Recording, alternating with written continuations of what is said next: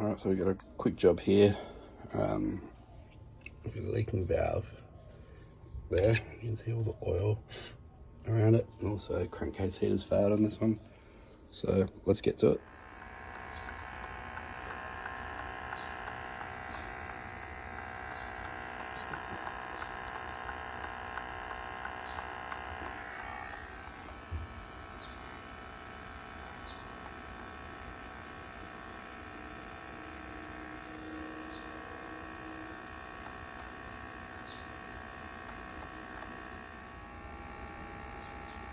Of course, the only real oil spot on this unit is on this access valve here.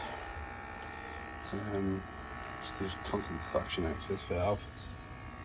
Come down onto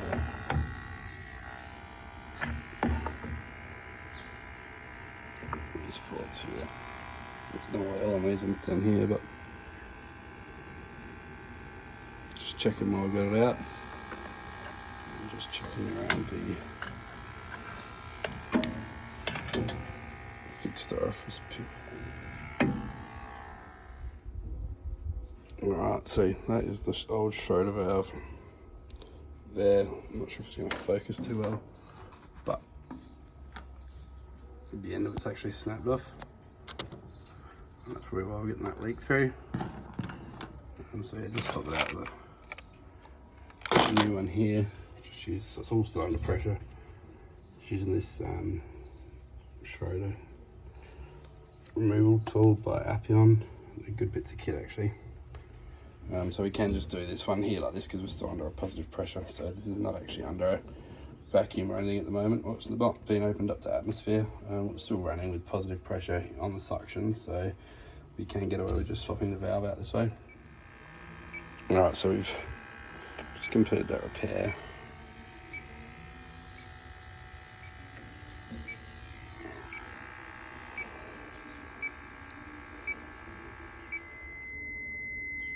Alright, just checking continuity on that new crankcase heater. So we got from the neutral to the active of it, 40 ohms, happy days. Cool, 0.4 amps on that crankcase heater. Crankcase heater is wired through, it's normally closed on your compressor contactor. That way when the compressor's energized, crankcase heater's automatically off. And we'll just check some voltage.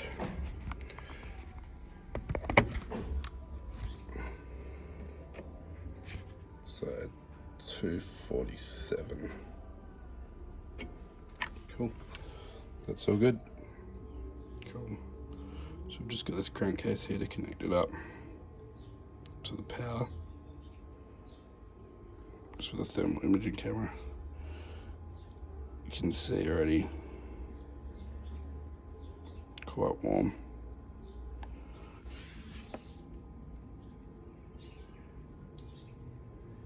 And that'll start to heat up that compressor and boil off any liquid refrigerant in the off cycle, which is pretty important obviously. When we're here doing a service on this one, it was an issue with the zone system, but we just picked up on this. It sounded a bit funny when it was starting up, so yeah, it was pumping some liquid while it was in the start cycle. Checked the crankcase heater on this one and it had failed, so you quickly swap that one over.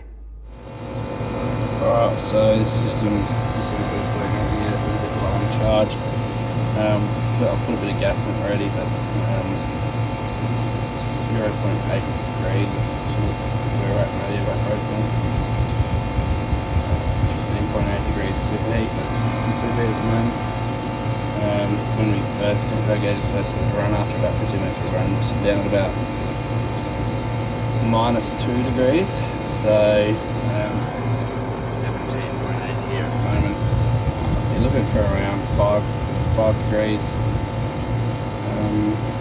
similar, probably 10 to 12 degree superheat on this one is what we're targeting.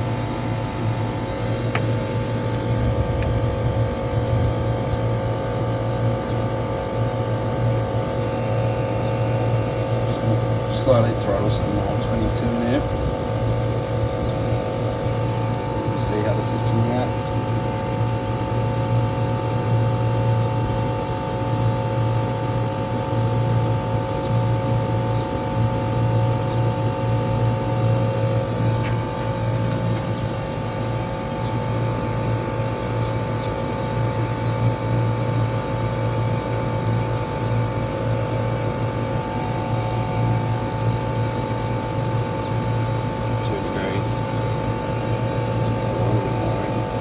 going a bit too short. Just think it's going pretty well on heating.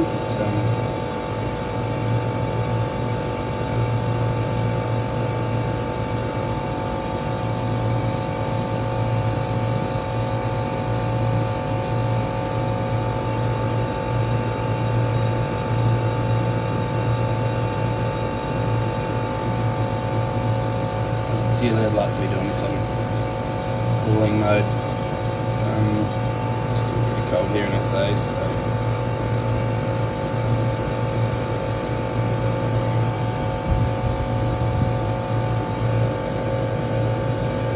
I'm going to use what the pipe temperature is for this plant here. Here's my superheat reading, my subcooling reading.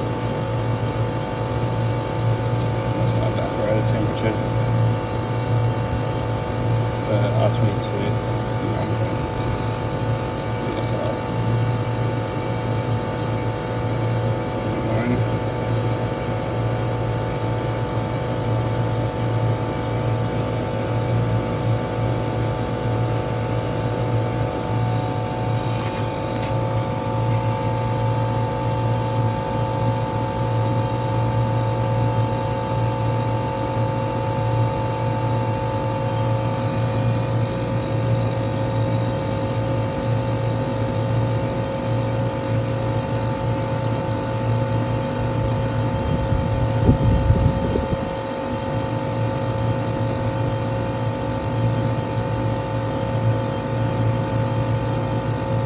definitely looking better.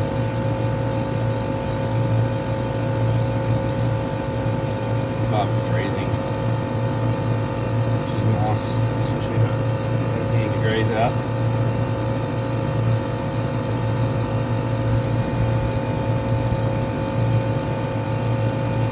It's got 14K, 6K, superheat and subcooled. A little bit more in. Actually see it flashing off here. I am charging to the low side, so you can actually see it flashing off through the sight glass. Before it's entering into the compressor, you just want to be really careful not to just send liquid refrigerant straight into the compressor, obviously. Alright, so I've reached my target superheat. My subcooling still looking pretty good. We're running on heating at the moment, so we're injecting heat into the house. 3.2 degree evaporator temp, 15.2 degree pipe temp. Yeah, pretty happy with that. We only took about 700 grams above 22. So yeah, it was just a really small leak there. And we can rectify with a new valve. Just monitor this one for a few more minutes. Yeah. It's about 15 KTD here between our evap temp and our other ambient, so I'm pretty happy with that. We'll move on to the next one. Alright, so we've left it running for another 10 minutes. Disconnected the high side, we don't really need to know that because we're waiting now to get the started for our piston.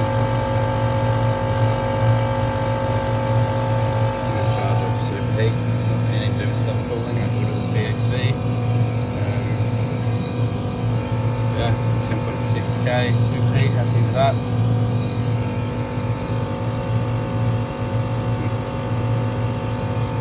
Yeah, about 10.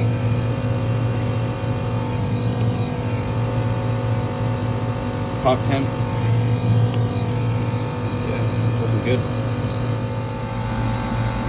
When I'm doing back up any access points that I've used,